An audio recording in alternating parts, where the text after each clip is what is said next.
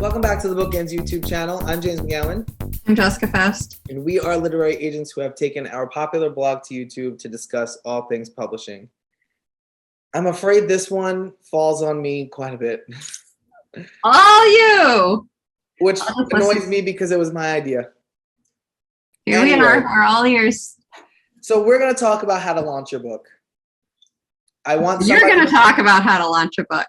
Yeah, I wish I brought somebody in to teach me how to launch a book. Okay, but it's a lot of work. How to launch a book, step number one, show everybody your book. Oh. So this is my debut, Good Night Oppy. It's illustrated by Graham Carter, and it publishes September 14th. This might be after September 14th, so it's available now.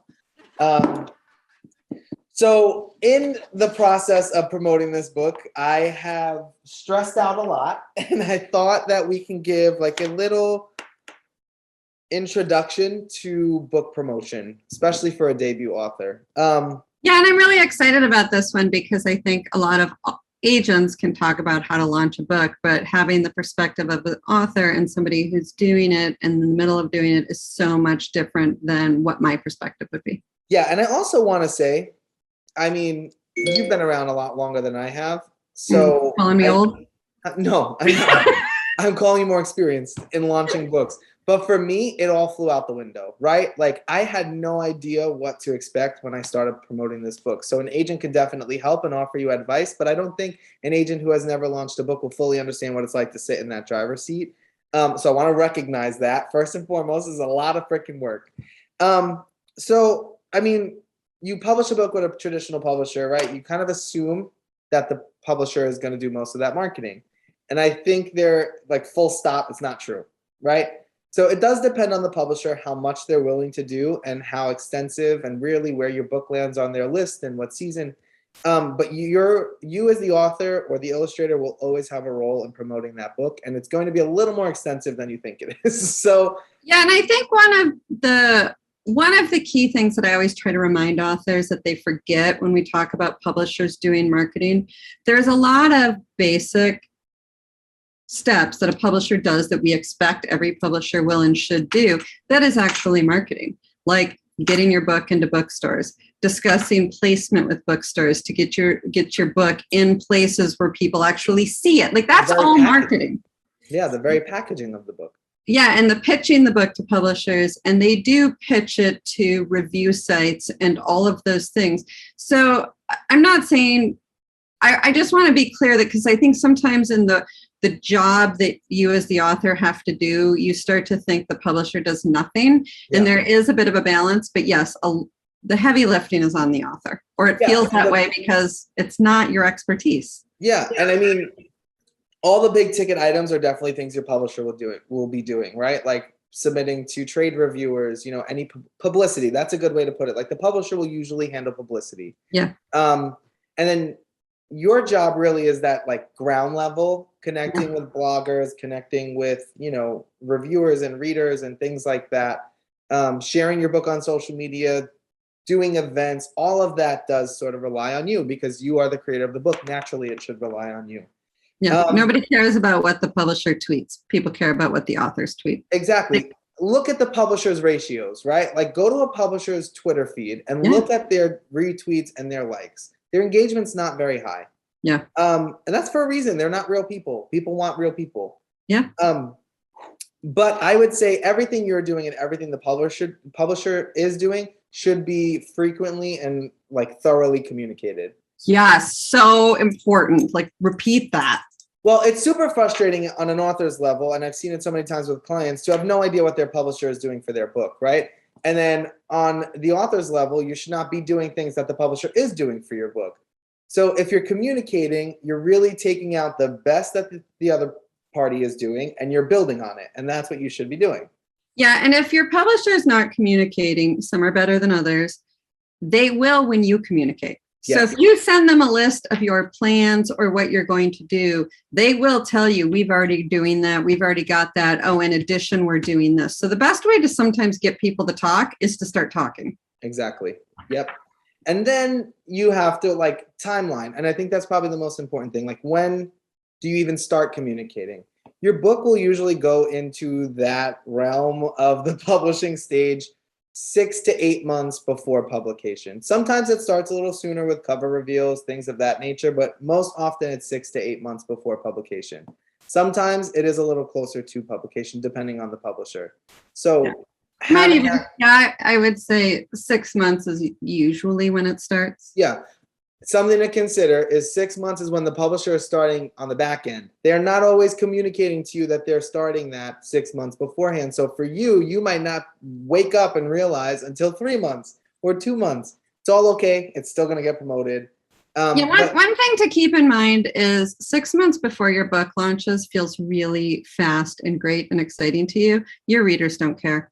No. They don't care what they're going to buy in 6 months. So starting your marketing that early is not necessarily, you don't want to start too early either, because you start too early and people don't remember. Yeah, I mean, as a reader, I buy books on a monthly basis. So I'm looking for the next month's books. I'm looking for, or the next season, right? Like at the end of the fall, I'm like, what's coming out in the spring?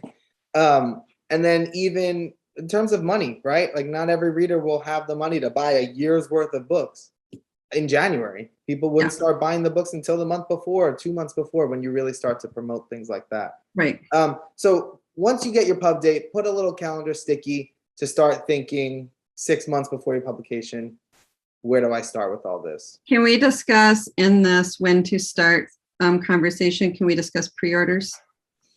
Yeah, so I suggest not doing pre-orders until you have obviously a pre-order link and a cover and your website done. That's when you start the messaging for pre-orders.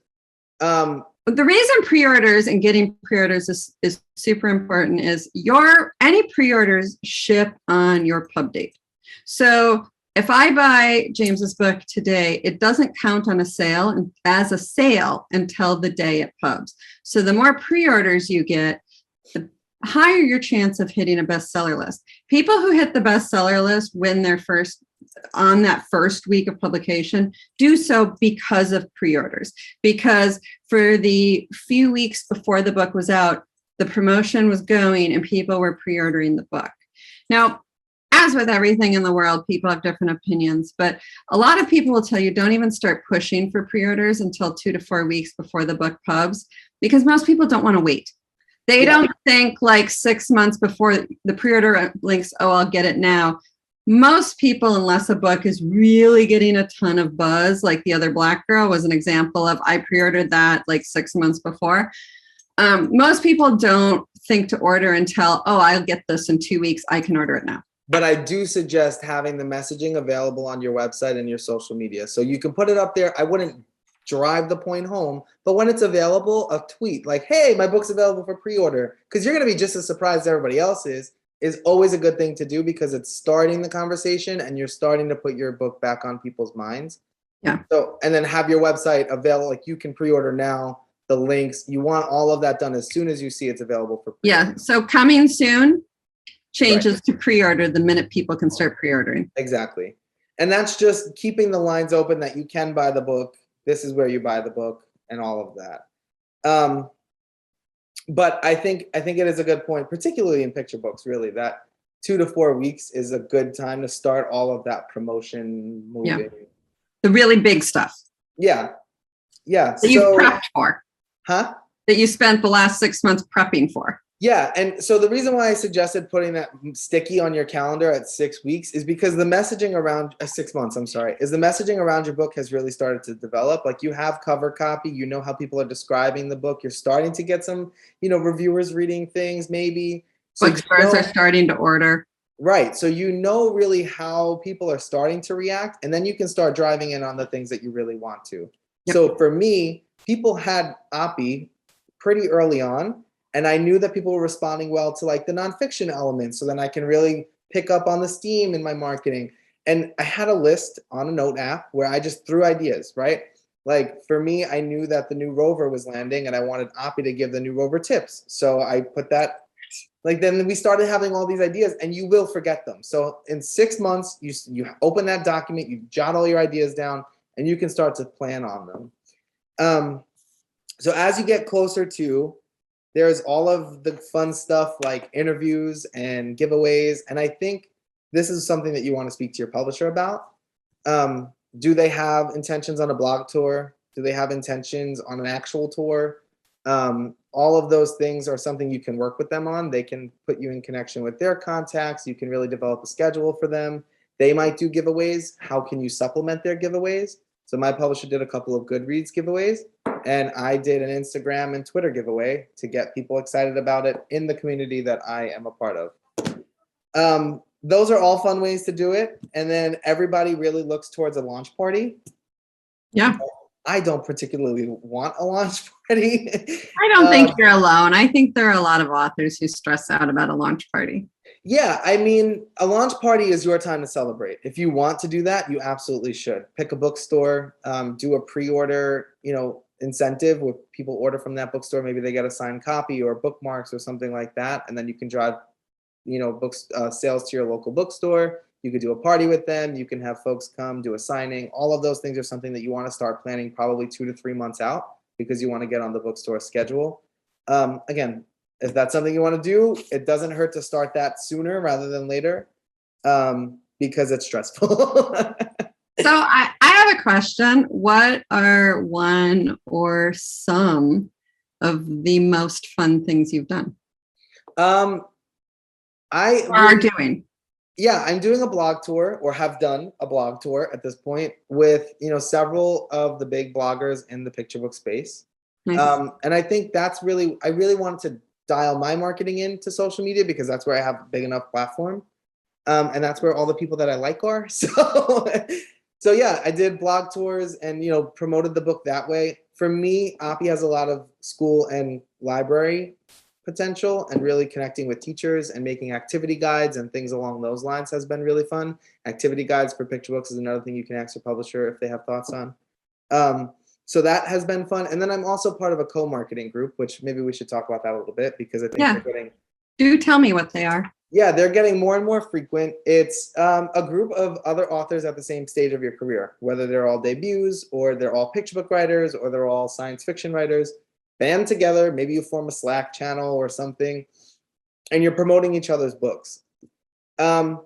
It's taken the stress off of me a ton. It feels like you're never going to get everything done, but when you have a group of like-minded individuals with you, you build a community.